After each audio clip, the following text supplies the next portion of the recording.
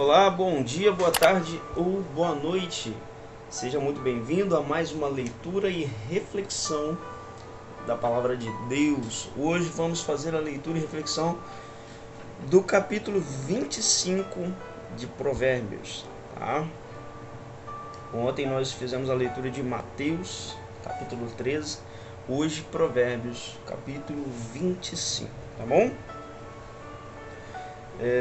Que Deus venha abrir o entendimento, né? Que Deus venha abrir o seu entendimento para que você consiga absorver, que você consiga guardar as palavras de Deus, né? A palavra de Deus, que hoje será aqui expressa, né? Que iremos ler e meditar e refletir, né? E que você venha também usar a tua boca para falar da palavra de Deus para outras pessoas, tá bom? Que você venha ajudar outras pessoas levando o evangelho, levando a palavra que transforma, levando a verdade, levando a palavra de Deus, né? Levando a verdade, né? A palavra da sabedoria para essas pessoas, para outras pessoas, né? Então vamos hoje fazer a leitura. Vamos iniciar agora, nesse momento, a leitura do capítulo 25 de Provérbios. Versículo 1. Eis ainda provérbio de Salomão, transmitidos pelos homens de Ezequias, rei de Judá. Versículo 2. A glória de Deus é ocultar uma coisa, e a glória dos reis é perscrutar uma coisa. Versículo 3. O céu por sua altura,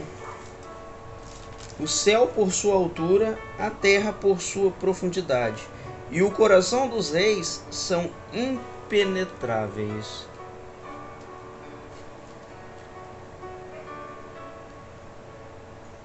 Versículo 4. Extrai da prata as escórias, para que produza o ourives um vaso. Versículo 5. Tira o ímpio da presença do rei, o seu trono se firmará na justiça. Versículo 6. Não te glories diante do rei, e no lugar dos grandes não te coloques. Ou seja, seja humilde, né? Não importando qual a sua habilidade, qual o teu nível de conhecimento, nunca se coloque acima de ninguém. Nunca se coloque acima dos outros, só porque você tem um status, um título, ou riquezas, ou conhecimento, né? Mais conhecimento do que os outros. Nunca se coloque acima de ninguém, né? Então, Jesus lavou os pés dos discípulos, né? Ele se pôs numa posição de servo. O Rei dos Reis se pôs numa posição de servo. Ele lavou os pés dos discípulos, né? Então ele se pôs na posição de servo, porque naquela época o servo, o escravo, é que lavava os pés daqueles que chegavam à casa, né? Então, para tirar a poeira de seus pés. Então, Jesus se colocou na posição de escravo para servir. O Rei dos Reis fez isso. Por que você, um mero mortal, vai se colocar acima dos outros só porque tem dinheiro, ou tem um conhecimento a mais, ou tem status, posição, né? Ou tem uma posição elevada, seja lá em qual cargo for, em qual nível for, né? Nunca se coloque acima dos outros, tá? Preserve sempre a sua humildade. A humildade não quer dizer pobreza, tá, gente? Que tem gente que confunde. A humildade é você não se valer pelo que tem ou pelo que sabe, né? Não se colocar acima de ninguém por causa da sua vantagem, né? Mas sim se colocar no lugar do teu próximo e ajudá-lo, né? E sempre procurar ser compassivo, ser compreensivo, ouvir, né? Sempre se colocar, essa é a palavra, se colocar no lugar do teu próximo, né? E não olhar só para si, só porque você tem, você conhece, você sabe, quer dizer que você não está nem aí para os outros. Não é assim, né? Então Isso é humildade. Vamos então à continuação, né? Versículo 7. Melhor que te digam, sobe aqui, que ser humilhado ante o príncipe. O que teus olhos viram. Versículo 8. Não te apresses em colocar em processo. Que farás depois, se teu próximo te confundir? Versículo 9. Defende tua causa contra teu próximo, mas não reveles o segredo de outrem. Versículo 10. Temendo o insulto daquele que ouve a um descrédito irreversível. Versículo 11. Maçãs de ouro com lavores de prata, assim uma palavra dita a propósito. Versículo 12. Um anel de ouro e joia de ouro fino, tal o sábio que censura o ouvido atento. O sábio é como se ele fosse uma joia de ouro, né? Um anel de ouro, um ouro fino, né? Ou seja, um sábio ele possui riquezas inestimáveis, que é a sabedoria, né? E a sabedoria vale mais do que qualquer bem material, né? Porque a sabedoria te conduz pelo caminho certo, ela te conduz a tomar boas decisões, ela evita, porque quem tem a sabedoria evita, não toma más decisões, né? Toma as decisões certas, as melhores possíveis, evita caminhos maus, ações e atitudes destrutivas, não só para si, mas para os outros, né? Suas ações que podem te destruir, né? Que podem te prejudicar, mas também prejudicar os outros, né? Então, quem possui a sabedoria caminha em um caminho de prosperidade, né? Quem possui a sabedoria sabe tomar as decisões que o levarão para o próximo nível. Então, vale mais do que qualquer tipo de ouro, qualquer joia.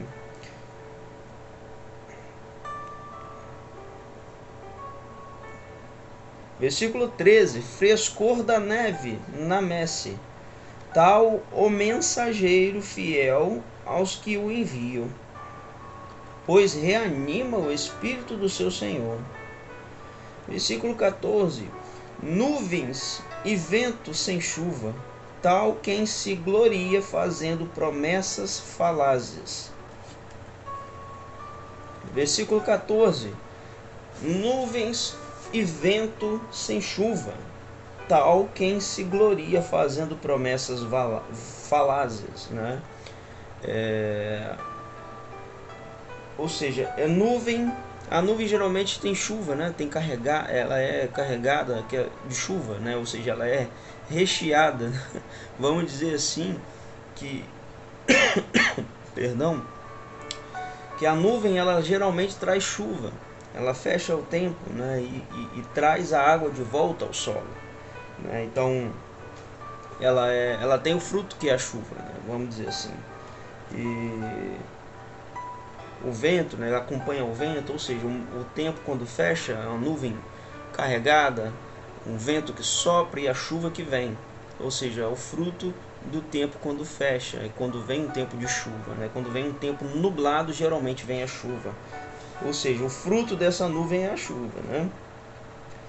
Mas nuvens e ventos sem chuva, ou seja, sem fruto, é tal quem se gloria fazendo promessas falazes, ou seja, é igual às pessoas que fazem promessas enganadoras, falsas promessas, né? Promessas enganadoras, promessas fraudulentas, né? Ou seja, enganadora, né? Promessas enganadoras, né? Então, são pessoas também sem fruto, sem raízes, sem posteridade.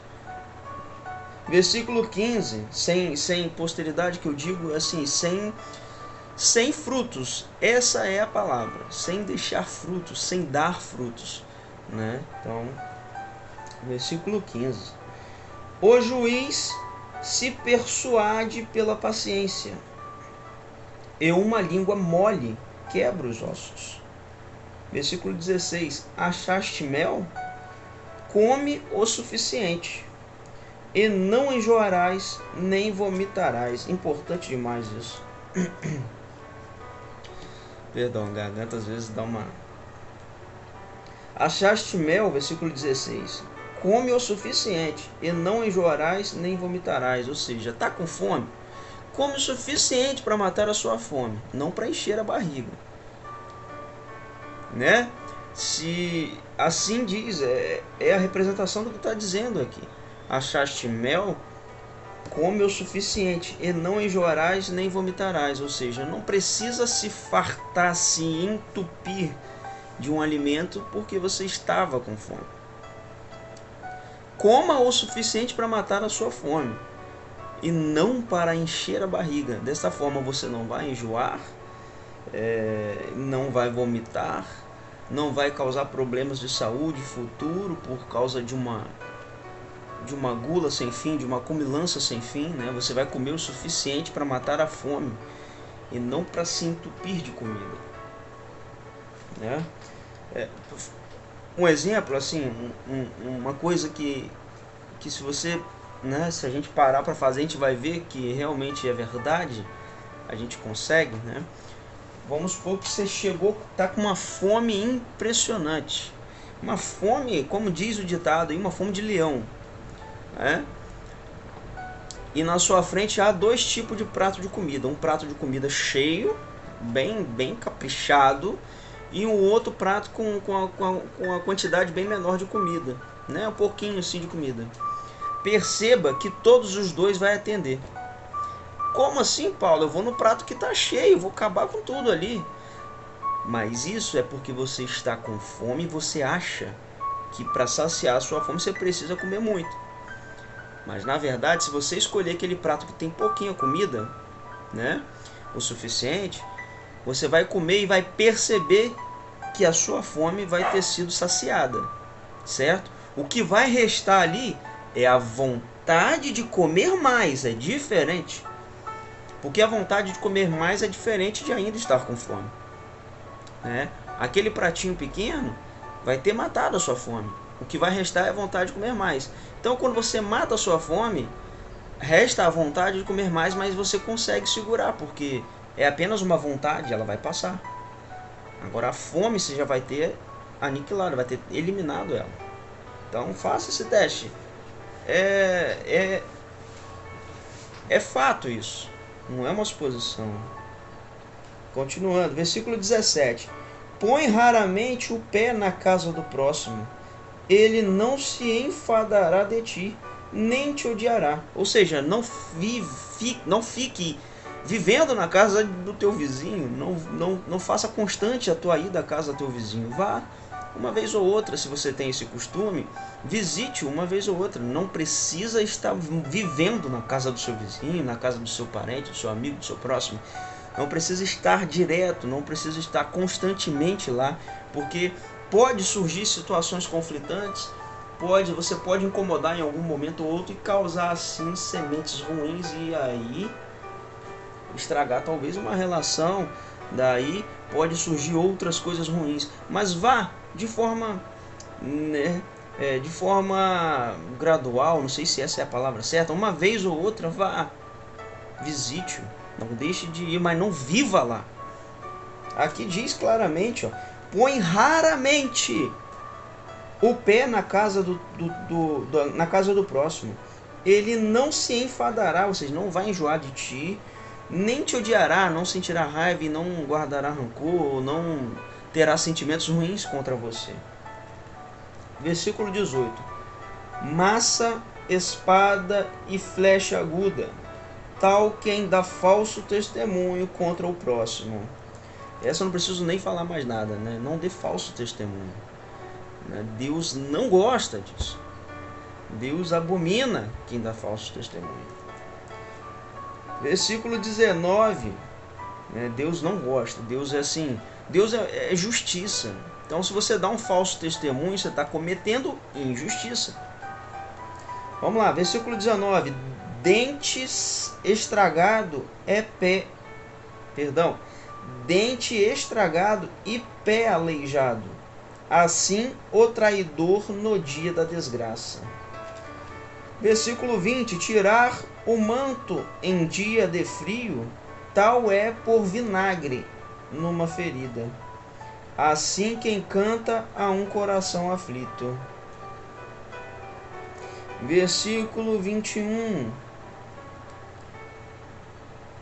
se teu inimigo tem fome, dá-lhe de comer. Se tem sede, dá-lhe de beber. Devemos cuidar, amar, orar pelos nossos inimigos. Se fôssemos fazer somente pelos nossos amigos, por aquele que amamos, que mérito há nisso, né? Então, por exemplo, Jesus veio ao mundo não por aqueles que já estavam na igreja, aqueles que estavam no caminho certo. Jesus veio ao mundo pelas prostitutas, pelos cobradores de impostos, por aqueles que estavam em antros de pecados. Por quê? Porque era esses que precisavam ser salvos.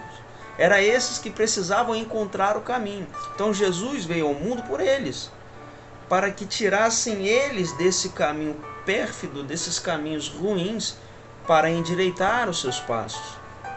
Então, nós devemos fazer o mesmo.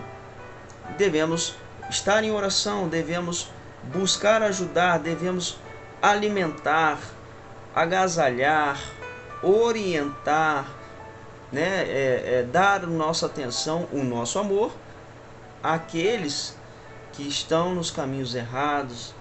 Claro, aos nossos próximos que a gente ama, isso é natural, vai ser natural. Mas para aqueles que estão em caminhos errados, para aqueles que são seus inimigos, esse é mais difícil, mas é para esses que você deve direcionar a sua, também, principalmente eu diria, essa sua atenção. Vou repetir o versículo 21 e seguir para o 22. Versículo 21: se teu inimigo tem fome, dá-lhe de comer. Se tem sede, dá-lhe de beber. 22: amontoarás brasas sobre sua cabeça, e Javé te recompensará. É promessa de Deus. Então você será recompensado por Deus. Brasas amontoarão sobre suas cabeças. A graça, a bênção de Deus estará sobre você. Deus te recompensará. Porque Deus se agrada de quem faz isso. Versículo 23: o vento do norte produz chuva. Versículo 23: o vento do norte produz chuva, e a língua indiscreta uma face irritada. Versículo 24: mais vale habitar num canto qualquer do terraço que partilhar o lar com mulher arengueira. Uma mulher que não se desenvolve emocionalmente, que não tem sabedoria. Versículo 25: água fresca em garganta sedenta, tal é a boa nova de terra distante. Versículo 26: fonte turva e manancial poluído, tal o justo que vacila diante do ímpio. Versículo 27: não é bom comer muito mel, nem muito saborear os elogios. Não é bom comer muito mel, nem muito saborear os elogios. Assim como não é bom comer muito mel, nem saborear muitos elogios também não é. Então, foi elogiado, ok, mas não fique se agarrando nisso, não fique preso a isso. Continue fazendo a sua parte, porque se você ficar preso a isso, se você ficar revivendo isso toda hora, esse elogio, isso vai te contaminar. Então, permaneça fazendo a sua parte. Foi elogiado, agradeça, né? Que bom que foi, tá sendo reconhecido, mas não se agarre a isso. Acabou, elogiou, foi elogiado, acabou, passou. Siga fazendo a sua parte, não buscando novos elogios, apenas faça a sua parte. Porque as consequências serão boas, mas apenas faça a sua parte. Faça o que você tem que fazer, cumpra a sua missão. Versículo 28, para a gente encerrar. Cidade aberta, sem defesas, tal o homem que não se domina. Você que não consegue se controlar, você é uma cidade sem defesa. Porque facilmente você se expõe quando você não consegue se conter.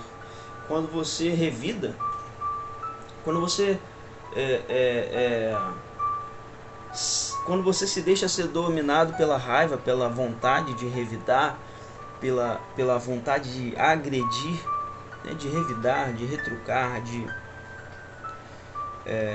a sede de ser mais, de ser superior, de não sair por baixo, de não engolir desaforo, não levar desaforo para casa, não engolir sapo.